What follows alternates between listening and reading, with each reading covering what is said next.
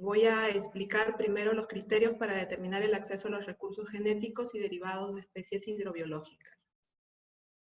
Mi presentación se divide en 5 puntos. Voy a comenzar con la clasificación de los seres vivos y continuar con la diversidad, hablar sobre recursos biológicos, sobre el ámbito del reglamento y finalmente concluiré con los criterios.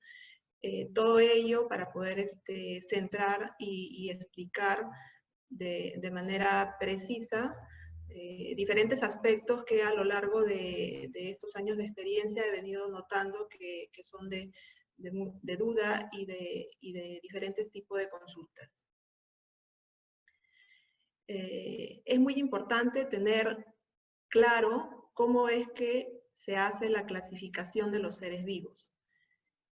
La clasificación de los seres vivos a lo largo de la historia ha ido cambiando, pero lo más importante es que esta clasificación lo que busca es abarcar a todos los seres vivos conocidos y que ninguno se pueda ubicar en categorías diferentes. Cuando yo hablo de categorías, y esto es universalmente conocido por todos los biólogos y científicos, estamos hablando de categorías taxonómicas para la organización de los seres vivos. Estas categorías van de lo general a lo particular y son desde lo general el reino, luego sigue el filo, la clase, el orden, la familia, el género y termina en la categoría taxonómica de especies. A lo largo de la historia, como mencioné, han habido muchas clasificaciones. Podemos mencionar a Aristóteles, que clasificó a todos los seres vivos en 2 grandes grupos, el grupo de los que tienen sangre roja y el grupo de los que son sin sangre roja. Actualmente sabemos que estos son los vertebrados y los invertebrados. Podemos mencionar a Linné, que fue el que estableció el sistema de clasificación de los seres vivos que hoy utilizamos y que es universalmente utilizado por todos. Tenemos a Haeckel, que luego creyó conveniente incluir una categoría taxonómica de reino más dentro de esta clasificación, que la denominó el reino protista, que incluye a todos los organismos unicelulares. Más adelante, con los avances de la ciencia, se pudo determinar que habían diferencias en estos organismos unicelulares, que son de mucho interés actualmente, y sacó de este grupo, de este reino, de esta categoría del reino protista, a las bacterias. Las bacterias también están consideradas dentro del grupo de los microorganismos o organismos microscópicos, porque solo pueden ser observados bajo un microscopio. Posteriormente, Copeland incluyó un nuevo reino, el reino Monera, como ya había mencionado, que contiene a todas las bacterias. Luego, con los estudios, vino Whittaker y encontró que los hongos, que habían sido clasificados por mucho tiempo dentro del reino de las plantas, tenían caracteres taxonómicos particulares y debían ser agrupados dentro del reino Fungi. Luego existen, aquí he mencionado solamente algunas de las clasificaciones de los seres vivos, pero hay muchas más, incluso que algunas que consideran a los virus. Luego aparece Gus, ya para mencionar que todos estos seres vivos pueden ser clasificados por encima del reino, dentro de lo que son los dominios, encontrando que habrían 3 dominios para poder clasificar a todos estos seres vivos. Esto es muy importante tener en cuenta porque nos va a ayudar a poder determinar y tener claramente cuáles son las competencias de cada una de las autoridades en el tema de acceso a recursos genéticos. Las principales categorías taxonómicas, como mencioné, para la organización de los seres vivos son el reino, que es de lo más general, luego bajamos filo, clase, orden, familia, género, y finalmente es especie.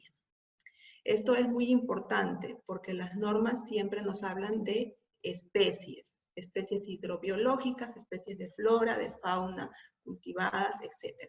Entonces, la especie es una categoría taxonómica, ¿sí?, que nos permite poder darle un nombre único a todos los organismos.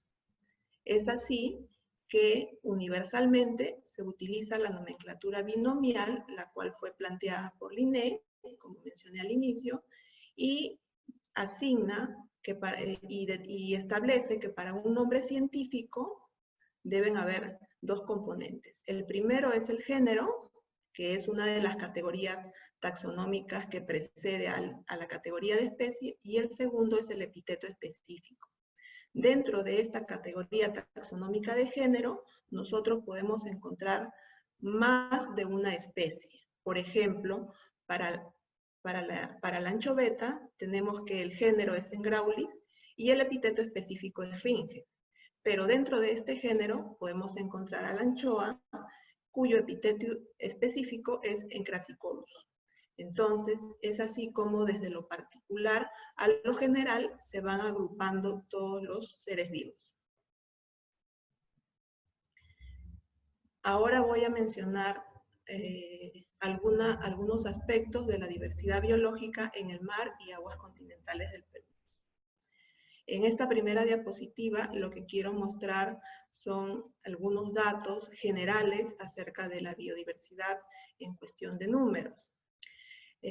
Aquí he querido representar, ¿no?, en esta fotografía, ¿no?, el mapa del mundo con los océanos, y también he querido mostrar las categorías taxonómicas desde lo general a lo particular, desde dominio, reino, filo, clase, orden, familia, género y especie. ¿Para qué? Para mencionar que a nivel de filo, como podemos observar, hay más variedad en los mares y océanos, ¿sí? De los 34 o 36 filus en que se clasifican los organismos, 24 existen en el mar, es decir, más del 66%. Y 11 de estos son endémicos de estos ecosistemas. Esto simplemente para ver en cuestión de números cuán grande es la biodiversidad en los océanos. Y finalmente, a nivel de especie, se sabe que hay más variedad en los continentes que en los mares y océanos.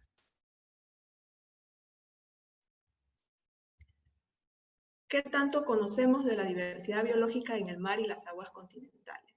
Entonces, de la búsqueda de la literatura que tenemos aquí en nuestro país, les voy a mostrar que en el mar, como podemos observar del lado izquierdo, tenemos un total de 2.694 especies identificadas, de las cuales 320 son especies capturadas. Yo en las diapositivas anteriores hice mucho hincapié en la clasificación de los seres vivos desde lo general hasta lo particular. ¿Por qué? Porque quería hacer notar, ¿no?, que de toda esta diversidad biológica que conocemos en el mar, la mayoría corresponde al reino animal. Ahí encontramos a los peces, a los moluscos, a los crustáceos y a los equinodermos. Y la otra parte que se conoce corresponde al reino de las plantas, en donde encontramos a las macroalgas. Pero esto no significa que existan otras especies que estén dentro de los otros reinos que mencioné, como son el reino fungi, el reino monera y el reino protista, que se encuentren en el mar o en aguas continentales. Esto simplemente refleja lo que nosotros conocemos. De acuerdo a los estudios y a las proyecciones que se hace sobre cuál es el número de la diversidad que se conoce, se estima un número razonable de 1 millón de especies. Y de todas estas especies, solamente conocemos 250.000, es decir, que desconocemos aproximadamente el 70% de las especies marinas que existen. En el ámbito continental, de la búsqueda realizada se sabe que se conocen 1.064 especies válidas nativas de peces, y estos solamente corresponden al reino animal. Hay 17 órdenes y 55 familias. Es decir, que en total hay 3.758 especies en el mar y aguas continentales conocidas en el Perú.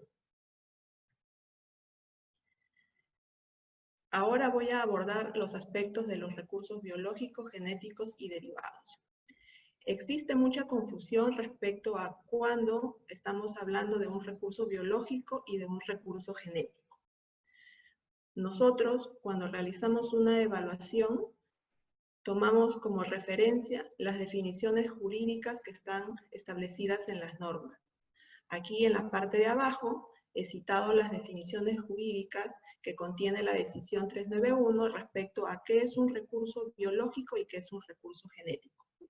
Si nosotros pensamos en 100 gramos de músculo de un pez cualquiera, nosotros nos preguntamos si estos 100 gramos de músculo de este pez es un recurso biológico o es un recurso genético. La definición nos dice que el recurso genético es todo material de naturaleza biológica que contiene información genética de valor o utilidad real o potencial. Entonces, nuestros 100 gramos de músculo es material de naturaleza biológica y que contiene información genética, pero al mismo tiempo es parte de un individuo, ¿sí? Con valor o utilidad real o potencial que contiene recurso genético o productos derivados. Eso es respecto a la definición de recurso biológico. La diferencia está en el uso que nosotros le vamos a dar. Si nosotros esos 100 gramos de músculo lo utilizamos para preparar un platillo, un ceviche o un sudado de pescado, eso es un recurso biológico. Pero si nosotros vamos a utilizar la información genética almacenada en los genes de esos 100 gramos, eso es un recurso genético. Esa es la diferencia entre recurso biológico y recurso genético. El uso, el fin. Ahora, ¿qué cosa es derivado? Cuando nosotros pensamos en el acceso a los recursos genéticos o derivados, nosotros también utilizamos las definiciones que están en las normas. Para el caso de derivado tenemos la definición de producto derivado de la 391 y la del protocolo de Nagoya. La definición que más ayuda a poder tener claramente qué es un derivado es la definición del protocolo de Nagoya, y esta menciona que los derivados son los compuestos bioquímicos que existen naturalmente producidos por la expresión genética o el metabolismo de los recursos biológicos. Todas estas definiciones las pueden encontrar en las normas. Las normas referidas al acceso a los recursos genéticos son solamente 3. El protocolo de Nagoya, la decisión 391 y la norma nacional, que es el reglamento de acceso. En esta figura, lo único que he tratado de representar gráficamente, porque siempre las gráficas nos hacen más llevadera las definiciones, es la representación gráfica de un derivado producido por la expresión genética. Aquí vemos una proteína X que está producida, ¿no? Se ha producido por la expresión, la información genética que tiene el ADN. Entonces, de acuerdo a las secuencias que mencionó Jessica, que pueden ser ademina, timina, citosina, guanina, de acuerdo a ese orden, se van codificando determinados aminoácidos, que son estos círculos, y la unión de determinados aminoácidos y el tamaño de las cadenas nos puede determinar qué tipo de proteína es. Entonces, Reforzando la idea, los derivados son los compuestos bioquímicos que son producidos por la expresión genética o el metabolismo de los recursos biológicos. Y estos también, cuando son utilizados en investigaciones, se enmarcan dentro de las normativas de acceso al recurso genético. Sobre el ámbito de reglamento y las competencias por las autoridades de administración y ejecución. Entonces, yo antes me tomé bastante tiempo para poder explicar cómo se clasifican los seres vivos. ¿Por qué? Porque el Reglamento Nacional sobre Acceso a los Recursos Genéticos establece el reglamento vigente que somos 3 las autoridades para la administración de los, la administración y autorización de los recursos genéticos. Para el caso de PRODUCE, refiere que es autoridad para especies hidrobiológicas marinas y de aguas continentales. Entonces, nos está hablando de especies. Especie es una categoría taxonómica utilizada universalmente para clasificar a todos los seres vivos. Es la categoría taxonómica que nos dice que determinado grupo comparte caracteres taxonómicos que lo hacen tener un nombre y apellido único, un género y un epíteto específico. Y estas pueden ser agrupadas en categorías más generales, que pueden llegar a ser la categoría de reino, en donde universalmente tenemos 5. El reino de los animales, de las plantas, de los hongos, ¿sí? El reino monera y el reino protista. Entonces, PRODUCE es la autoridad de administración para los recursos genéticos de especies hidrobiológicas marinas y de aguas continentales. El INIA para especies cultivadas o domesticadas continentales y CERFOR para especies silvestres continentales, clase anfibia y microorganismos. El término anfibio y el término microorganismos no son una categoría taxonómica que se utiliza universalmente para clasificar a los seres vivos. Tanto es así que yo puedo estar refiriéndome a un microorganismo que se encuentra en un cuerpo de agua marino o continental y este no necesariamente, esto no quiere decir que es competencia de CERFO, porque la norma establece las competencias para especies. Aquí en la parte superior también resalté a propósito en letras negritas y más grande que cuando nosotros en el sector pesca y acuicultura determinamos el ámbito de reglamento vigente, nosotros tomamos en cuenta el artículo 4 de que establece que este reglamento se aplica a los recursos genéticos de los cuales el Perú es país de origen, a los productos derivados, a sus componentes intangibles y esto es muy importante para nosotros, a los recursos genéticos de las especies migratorias que por causas naturales se encuentran en el territorio nacional. ¿Por qué? Porque nosotros sabemos que las especies hidrobiológicas marinas y de aguas continentales, en su mayoría, no son especies sésiles. Sí, hay especies sésiles, pero la gran mayoría son especies migratorias. Y estas, por causas naturales, pueden estar por determinados periodos de tiempo en el territorio nacional y luego estar en otros océanos. Finalmente, hemos podido en el Ministerio establecer internamente unos criterios para determinar el acceso a los recursos genéticos. Esto se desprende de la revisión y el análisis de las normativas de acceso. Esto no está en las normas explícitamente como yo lo he plasmado en esta diapositiva. Y los utilizamos para poder absolver todas las consultas respecto a si algunas investigaciones están dentro o no del ámbito de aplicación del acceso. Estos criterios los he dividido en 3. El primero es determinar si la especie objeto de estudio está dentro del ámbito de competencia del sector producción. Es decir, hay 3 autoridades y cada una tiene sus competencias. Produce especies hidrobiológicas marinas y de aguas continentales. CERFOR, especies silvestres continentales. Entonces, lo primero que yo tengo que saber para poder emitir una autorización es si la especie objeto de estudio está dentro del ámbito de competencia del sector producción. Lo segundo que debo saber es determinar si la procedencia objeto de estudio es marina o de aguas continentales y está dentro del ámbito. Y digo esto último, dentro del ámbito, ¿por qué? Porque mencioné que las especies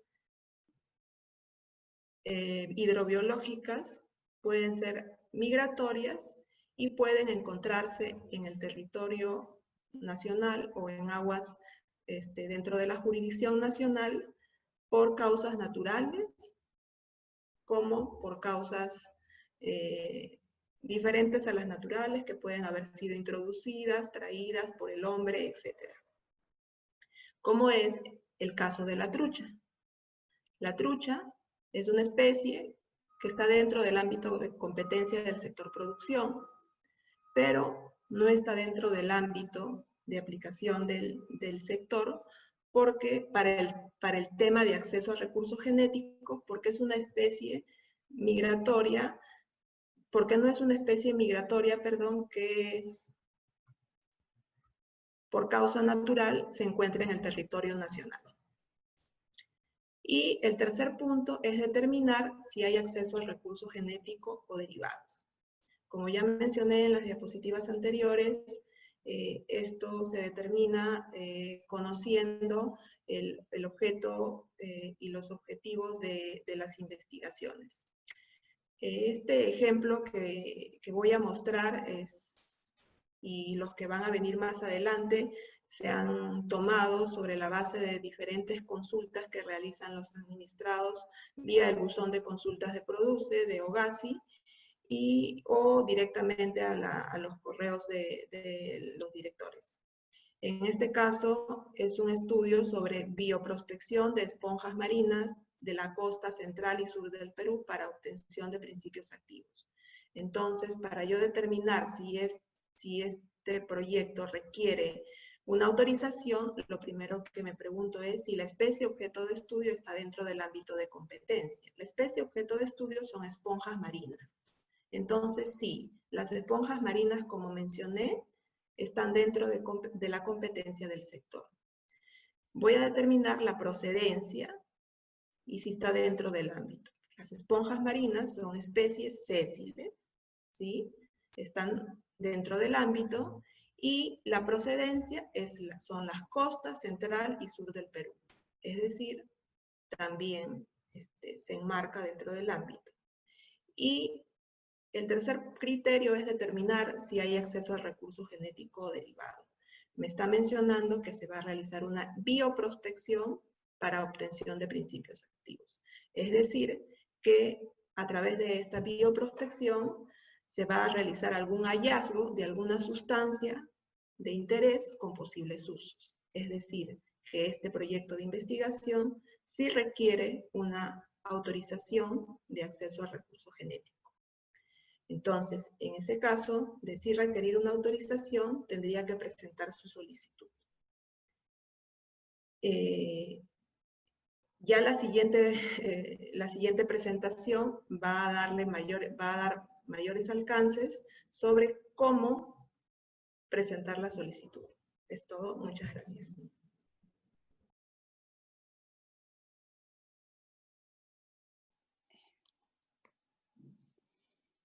Buenas noches.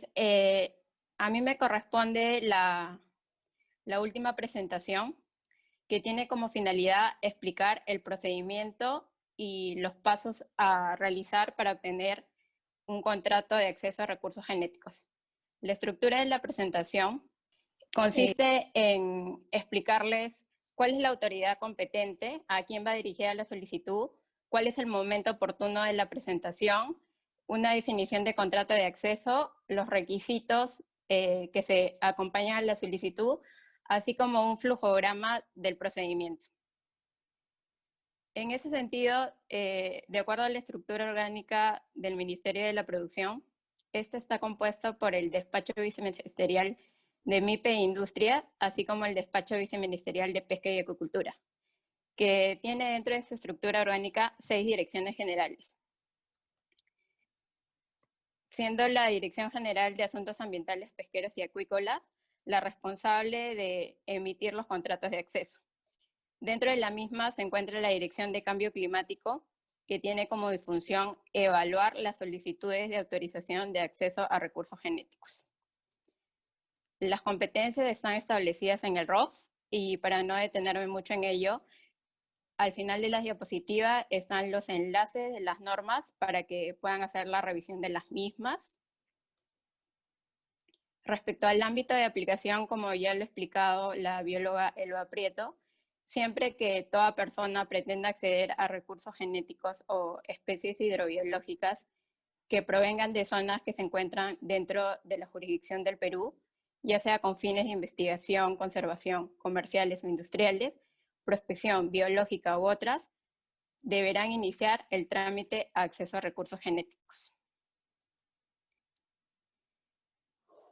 Previo a exponer los requisitos para la solicitud de contrato de acceso a recursos genéticos, como le explicó la bióloga Elba, existen algunos casos que si bien los administrados no pueden advertir de su proyecto de investigación, se encuentran dentro del ámbito de aplicación, pueden presentar sus consultas a la Dirección General de Asuntos Ambientales, que, como expliqué, es la autoridad responsable de la evaluación de este trámite. Y va una solicitud dirigida de GEAMPA y acompañan al misma el proyecto de investigación. Entonces, se hace una revisión y evaluación de ese proyecto y se emite un oficio de respuesta, indicando que si se encuentra dentro del ámbito de aplicación, requiere contrato, y si no se encuentra, ya no es necesario continuar con el trámite. ¿Qué es un contrato de acceso? El contrato de acceso es un acuerdo a través del cual se establecen los términos y condiciones para acceder a los recursos genéticos y o sus productos derivados. Dicho contrato se suscribe entre el usuario, solicitante y o administrado y el Estado peruano a través de la Autoridad de Administración y Ejecución, en este caso el Ministerio de la Producción. Dicho contrato puede ser con o sin fines comerciales. Como ya lo han explicado los ponentes anteriores, el marco normativo de recursos genéticos nace a partir de los años 90, puesto que anterior a ello los países no ejercían soberanía sobre los recursos genéticos. Dentro de la línea cronológica de las normas que regulan el acceso a recursos genéticos, se advierte que la que establece los procedimientos, requisitos y formato para la presentación de las solicitudes es la decisión 391. Aquí la primera pregunta y las que se han dado dentro del foro es si existe un procedimiento TUPA. En la primera presentación, la bióloga Jessica Manso explicó que la mayoría de los procedimientos TUPA de las autoridades de administración y ejecución no pasaron el análisis de calidad regulatoria por el principio de legalidad, porque, como les indiqué, el reglamento sectorial regula la identificación de las autoridades de administración de ejecución, sus funciones, también un tema de sanciones, pero es el marco normativo de la decisión 391 que regula el procedimiento. Entonces, es por ello que a la fecha no está incluida un procedimiento TUPA en las autoridades de administración y ejecución. Sin perjuicio de ello, en atención al texto único ordenado de la Ley 2744, dichas solicitudes se atienden como solicitud de parte. Sobre los requisitos y documentación a presentar. La solicitud debe contener la identificación del solicitante, el usuario, en su caso, los documentos que acrediten su capacidad jurídica para contratar. Asimismo, también los contratos accesorios, que en este caso es identificar el proveedor del recurso biológico que contiene el recurso genético, así como el contrato accesorio con la Institución Nacional de Apoyo. La propuesta del proyecto de investigación, en donde se desarrolla la identificación y CV del responsable del proyecto y de su grupo de trabajo, la actividad de acceso que se solicita, la localidad o área en que se realizará el acceso, señalando sus coordenadas geográficas, el cronograma, entre otros aspectos. Sobre la identificación del solicitante. ¿Quiénes pueden solicitar el acceso a los recursos genéticos? Siempre y cuando se encuentren dentro del ámbito de aplicación, cualquier persona natural o institución, ya sea pública o privada, nacional o extranjera, debe solicitar su contrato de acceso a los recursos genéticos. ¿Cuáles son los modelos que se deben presentar? La dirección sigue como modelo referencial lo establecido en la resolución 414 de la CAN, donde señala, entre otros, la identificación del solicitante, que es el nombre o razón social, nacionalidad, documento de identidad, domicilio legal, teléfono y correo electrónico. Asimismo, también como lo explicó el ingeniero Lenin, se toma en cuenta lo señalado en el artículo 124 de la Ley del Procedimiento Administrativo General sobre la identificación del solicitante.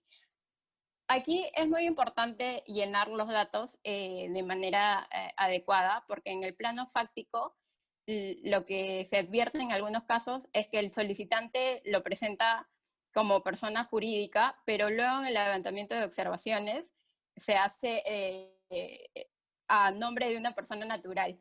Entonces, eso es importante porque el contrato de acceso se otorga al solicitante y las consecuencias jurídicas solo hacen referencia a quien se lo otorga. Por eso es muy importante definir este aspecto. Actualmente, debido a la coyuntura que estamos viviendo por el estado de emergencia, Produce ha implementado varios canales para la presentación de una solicitud. Está vigente la atención por mesa de partes, asimismo también ha incorporado la plataforma virtual y también el correo electrónico a través de la Oficina General de Atención al Ciudadano, donde pueden remitir sus consultas o solicitudes para el trámite. Sobre los contratos accesorios. ¿Qué son los contratos accesorios? Los contratos accesorios son aquellos acuerdos que el solicitante suscribe con un tercero para el desarrollo de las actividades relacionadas a los recursos genéticos o sus productos derivados. Estos contratos no autorizan el acceso a recurso genético o su producto derivado. ¿Cuáles son? Entre ellos podemos mencionar al contrato accesorio con el proveedor del recurso biológico que contiene el recurso genético, así como el contrato accesorio con la Institución Nacional de Apoyo, INA, o otro según corresponda. Sobre el contrato accesorio con el proveedor. ¿Qué se entiende por proveedor? Es la persona o institución, entre otros, que tienen los derechos sobre los recursos biológicos y por ello se encuentran facultados para proveerlos.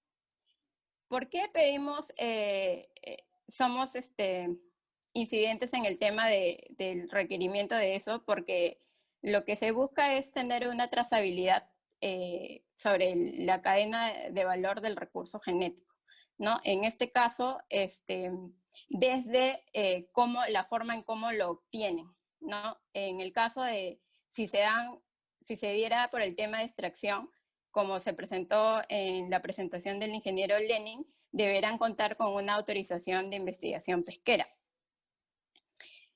En la casuística de los casos que se han presentado ante la dirección, la mayoría de los usuarios señala que la adquisición del recurso biológico ha sido realizada a través de un terminal portuario, un mercado, un supermercado. Entonces, lo que se le requiere por tener en cuenta el tema de la trazabilidad, es que presenten una declaración jurada simple y si lo tuvieran, la boleta de compra correspondiente. Este tema también es importante porque los recursos biológicos, si bien tienen una normativa específica, entonces hay especies que están protegidas y por lo tanto necesitamos saber la trazabilidad del mismo, de dónde lo obtienen.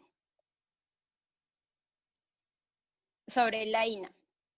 ¿Qué es la Institución Nacional de Apoyo? La Institución Nacional de Apoyo es la persona jurídica nacional dedicada a la investigación biológica de índole científica o técnica, que acompaña al solicitante y participa junto con él en las actividades de acceso. Es elegida por el solicitante siempre que cumpla con dichas características. O sea, que sea una persona jurídica nacional que esté dedicada a la investigación biológica de índole científica o técnica.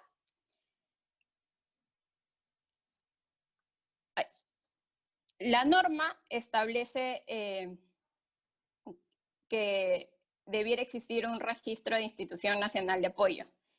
Sin embargo, a la fecha no se ha podido implementar la misma, tanto por el ente rector como por las autoridades de administración y ejecución, en el sentido que si se entiende registro como tal, eso requeriría también contar con un procedimiento administrativo y que sería una carga también para el administrado de que deban estar inscritos en ello. Sin perjuicio de ello, se maneja una base de datos interna en las cuales, de acuerdo a la casuística, ya se han intervenido algunas personas jurídicas en calidad de INA. Este contrato accesorio no hay un formato predeterminado, por lo tanto, el contenido mínimo del mismo deberá requerir la identificación de las partes con sus representantes legales, el consentimiento de la institución para actuar como INA en el proyecto de investigación, las actividades que va a realizar y los beneficios que obtendría de la parte solicitante. ¿Cuáles son sus funciones? Las funciones de la INA consisten en acompañar al solicitante en las actividades que éste va a desarrollar. Así también se le otorga la facultad de supervisar que dicha actividad de los recursos genéticos se realice de acuerdo a lo contemplado en el proyecto y contrato de acceso respectivamente. Informa a la autoridad de administración y ejecución en el caso de incumplimiento del proyecto y otras que le asigne la autoridad de administración y ejecución.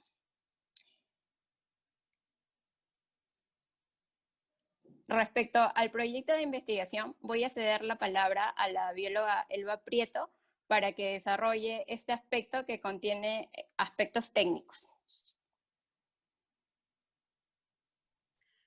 Buenas tardes nuevamente.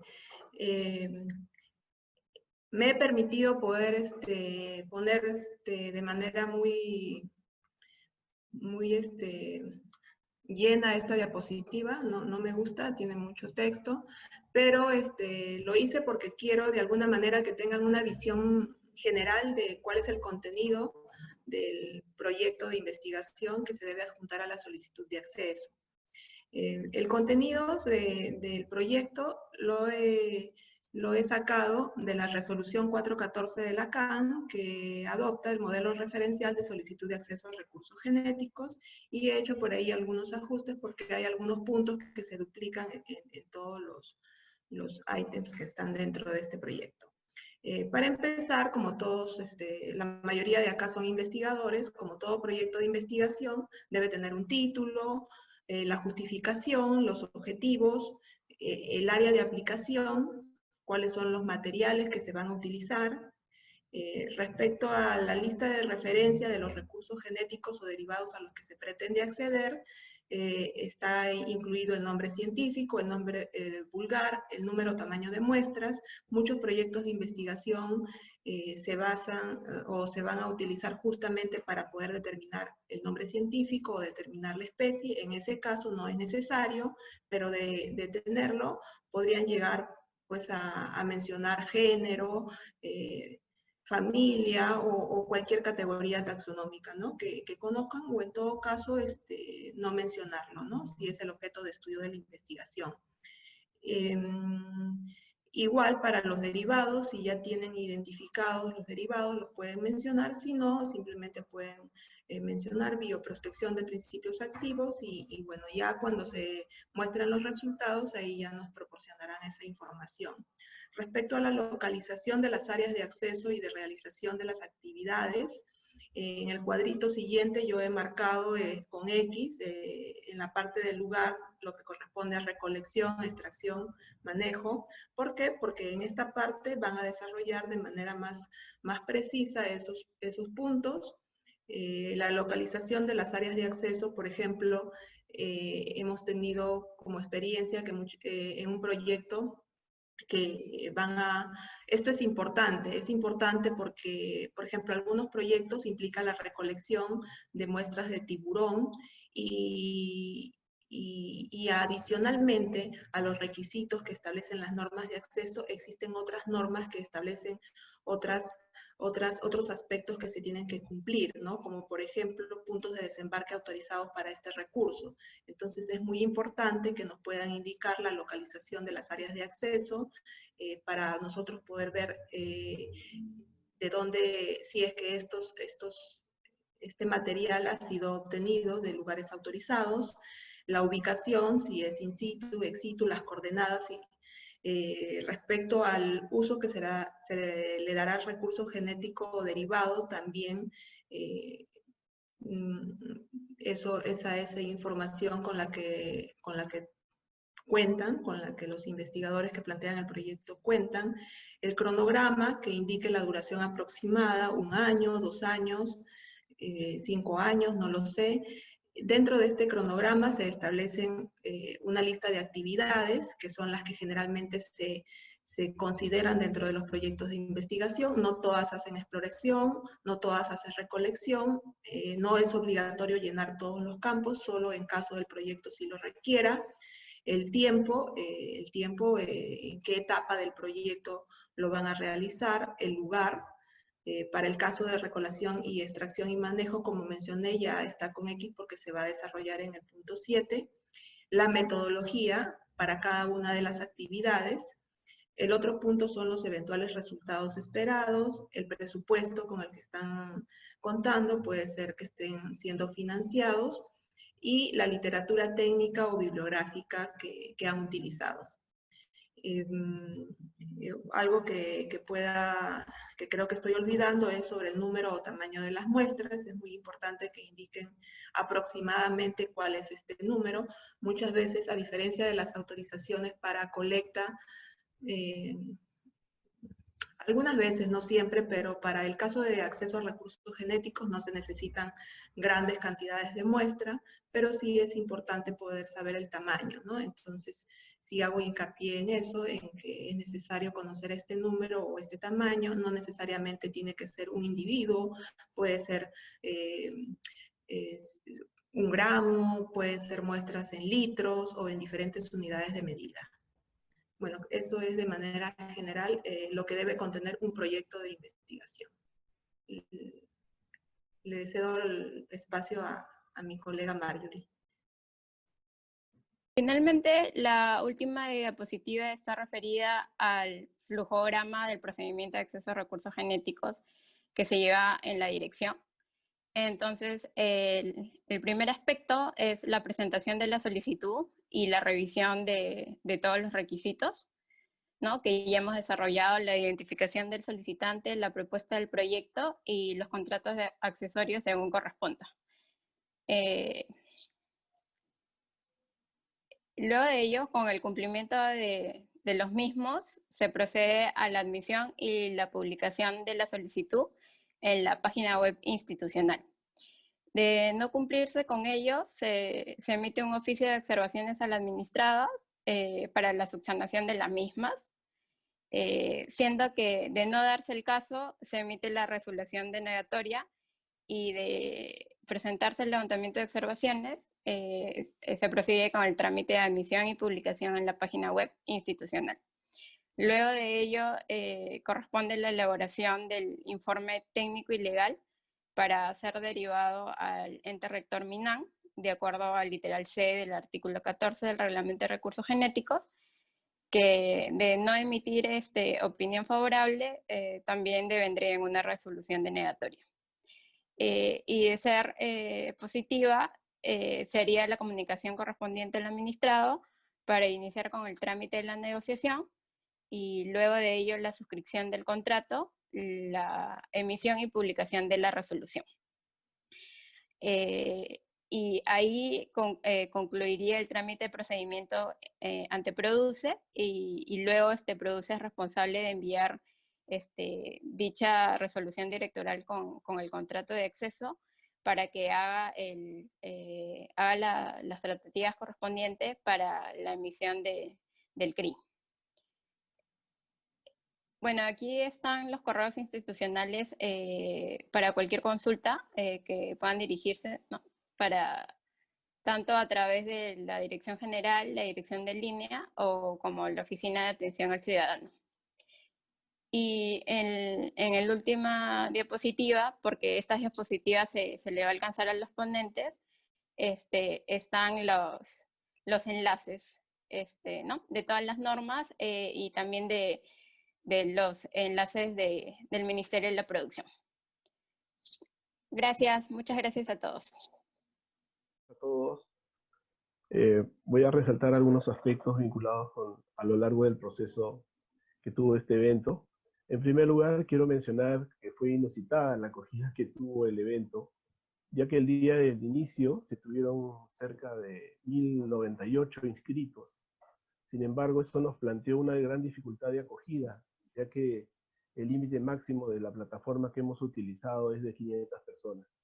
Lo que nos da cuenta de la importancia que tiene el tema de acceso a recursos genéticos, específicamente aquellos vinculados con las especies y derivados de los recursos hidrobiológicos. Y aquí destacar también que las 3 sesiones se completaron y se mantuvieron el nivel de aforo, ¿no? Hoy día tenemos cerca de los 500 igual de participantes hasta el final del evento.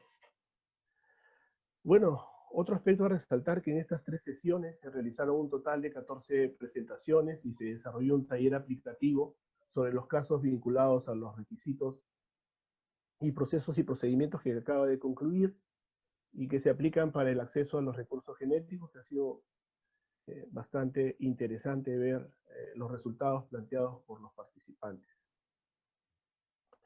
El primer día, bueno, pudimos observar que la comunidad académica y científica nos dio una muestra sobre el estado del arte de la investigación en recursos genéticos y derivados de las especies hidrobiológicas. Ya para el segundo día pudimos acceder a la información sobre el financiamiento de proyectos de investigación, desarrollo e innovación, quienes nos mostraron un panorama sobre sus políticas, mecanismos y requisitos para el acceso y financiamiento para la investigación básica y aplicada. En la sesión de hoy, los temas se enfocaron en aspectos de orden técnico, legal y administrativo respecto al acceso a los recursos genéticos y derivados de especies hidrobiológicas en el marco de la implementación del Protocolo de Nagoya en el Perú. En conjunto, los temas desarrollados nos plantean la necesidad de desarrollar esfuerzos orientados a poner en valor la biodiversidad de nuestro país. Ello involucra la participación del Estado, la academia, las empresas, para que los beneficios que se generen mejoren el nivel de bienestar de la población, especialmente de aquella que es más vulnerable y cuenta con menos recursos, que es la población mayoritaria en el país, a través de una distribución justa y equitativa. Queremos expresar nuestro agradecimiento a las instituciones que hicieron posible este evento, al equipo de trabajo interinstitucional formado entre el Ministerio del Ambiente a través de su Dirección General de Diversidad Biológica, del equipo del proyecto GEF-ABS Nagoya, y a todas las instituciones por su valioso apoyo con las presentaciones. Ha sido grande el esfuerzo realizado por todos. Finalmente, decir que no debemos perder la esperanza de volvernos a ver y que desde el Ministerio de la Producción, a través de la Dirección General de Asuntos Ambientales, Pesqueros y Acuícolas, esperamos continuar realizando otros eventos a futuro y agradecer a todos y cada uno de los participantes, esperando haber cubierto sus expectativas. Muy buenas noches. Gobierno del Perú, el Perú primero.